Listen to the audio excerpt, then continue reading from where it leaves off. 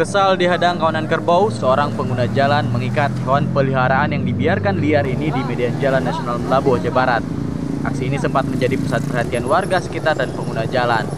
Setelah diikat, keempat kerbau ini dibiarkan begitu saja di tengah jalan. Para pengguna jalan sempat panik melihat kerbau terikat di tengah jalan dan mengganggu perjalanan mereka. Menurut warga sekitar, Jalan Nasional Melabuh ini memang kerap dilalui hewan peliharaan seperti kerbau, sapi, dan kambing. Ternak yang dibiarkan berkeliaran di tengah kota Melabuh ini juga kerap menyebabkan kecelakaan lalu lintas. 4 kerbau ini akhirnya diamankan petugas Pamong Praja dan dibawa ke markas Pamong Praja Aceh Barat. Warga berharap pemerintah Kabupaten Aceh Barat serius menertibkan ternak agar tidak berkeliaran di tengah kota. Dari Aceh Barat, Diki Juanda melaporkan untuk Aceh Video.